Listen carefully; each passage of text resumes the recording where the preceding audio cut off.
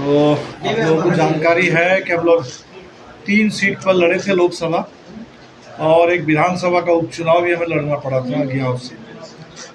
तो इनमें से आरा, काराकाट और अज्ञाव, ये 3 सीट से हमारे साथी जीते हैं, सुदामा जी, राजाराम जी और शिव प्रकाश जी। और नालंदा बहुत ज़बरदस्त मुकाबला रहा और संदीप जी वहाँ दूसरे नंबर पर रहे। कुल मिला के जो बिहार का चुनाव परिणाम है, जितनी उम्मीद थी उस हिसाब से तो बिहार का परिणाम नहीं आया।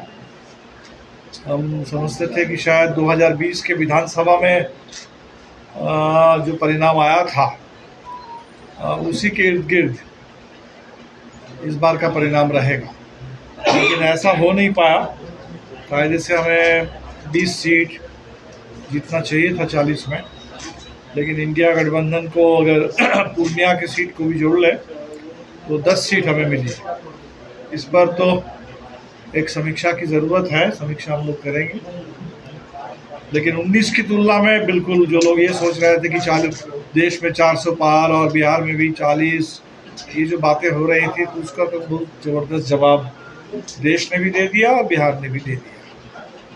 जो जनादेश अभी आया है, इसमें निश्चित तौर पर ये मोदी सरकार के खिलाफ है, बहुत साफ, इसकी दिशा बहुत साफ है।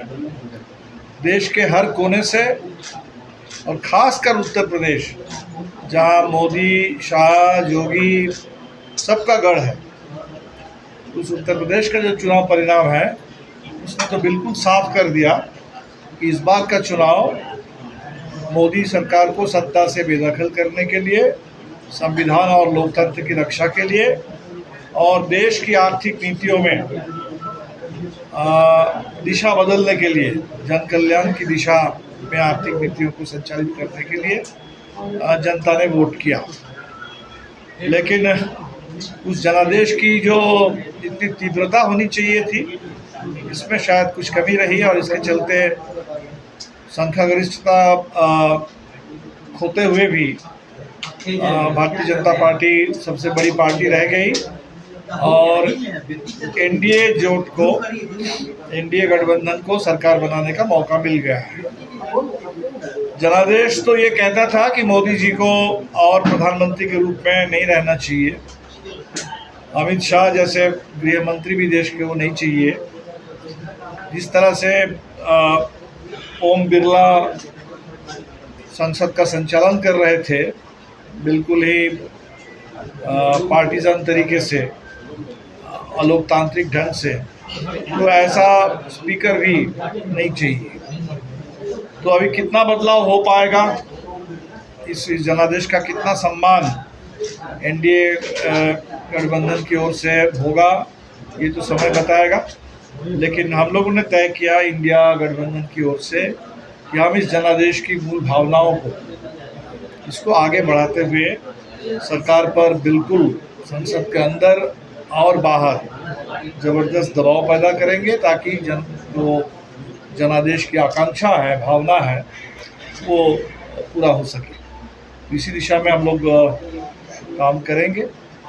जो एक बड़ा घोटाला सामने आया एग्जिट पोल के आड़ में, शेयर बाजार में 30 लाख करोड़, इसको घोटाला ही कहा जाएगा।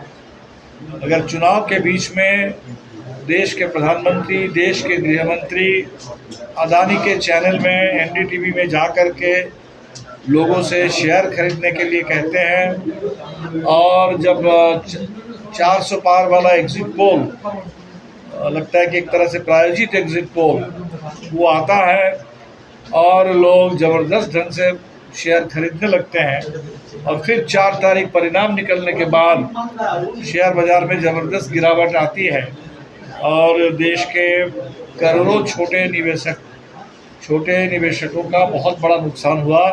कुछ विदेशी कंपनियों को फ़ायदा हुआ और कुल मिलाकर के इसका आकलन है 30 लाख करोड़ का। तो ये बहुत बड़ी बात है और इसके लिए जैसे कांग्रेस पार्टी ने भी कहा, इसकी बिल्कुल एक जांच होनी चाहिए और हमें तो लगता है कि जांच जॉइंट पार्लियामेंट्री कमेटी के जरिए हो तो ज़्यादा ठीक रहेगा। इसी तरह हमने देखा कि उसी दिन समय से पहले नीट का रिज़ल्ट आ गया और इस रिज़ल्ट को भी लेकर के नौजवानों में भारी सवाल है कि किस तरह से ये रिज़ल्ट आया। जहाँ पहले 1 या 2 टॉप करते थे, वहाँ इतने सारे एक ही सेंटर से 5-5, 6-6, 7-7 लोग कैसे एक ही नंबर लेके चले आए। तो इसको भी लेकर के बहुत बड़ा सवाल पूरे देश के नौजवानों में है और जिसका जवाब नेशनल टेस्टिंग एजेंसी को देना होगा। एक तरह से कह लीजिए शेयर बाजार का घोटाला और छात्रों के भविष्य के साथ एक बहुत बड़ा खिलवाड़ और इसी के साथ सरकार की यात्रा शुरू हो रही है। ये जो सरकार अभी बनेगी ये कहाँ तक चल पाएगी, कहाँ तक ये सरकार चल पाएगी वो तो समय बताएगा, लेकिन इसमें जनता दल यू और टीडीपी 2 पार्टियों की एक बड़ी भूमिका होगी और जहाँ तक बिहार की बात है तो नीतीश जी की बड़ी भूमिका होगी। लेकिन अब कल जिस तरह से उस बैठक में नीतीश जी की जो बातें थी उसको लेकर के भी अब लोग बहुत दुखी हैं।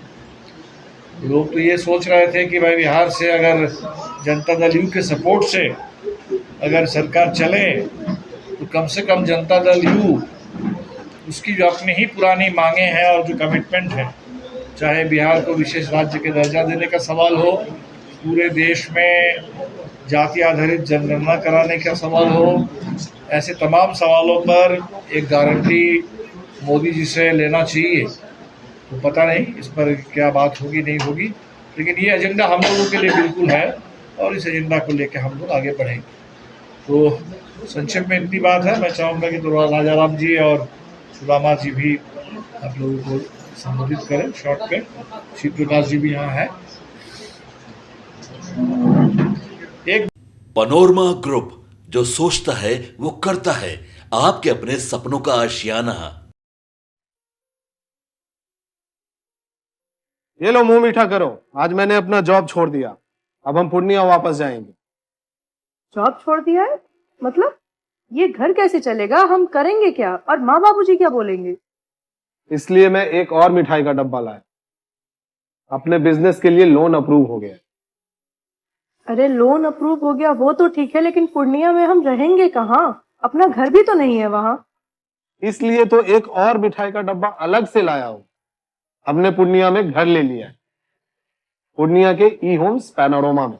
पूर्णिया में पैनोरमा ग्रुप लेकर आए हैं ई होम्स पैनोरमा। बड़ा घर, आलीशान जिंदगी और अत्याधुनिक सुविधाओं के संग। अरे अरे, अब क्यों मुंह मीठा करवा रही हो? क्योंकि हम घर वापसी जो कर रहे हैं। घर वापसी की खुशी पूर्णिया में ई होम्स पैनोरमा के संग।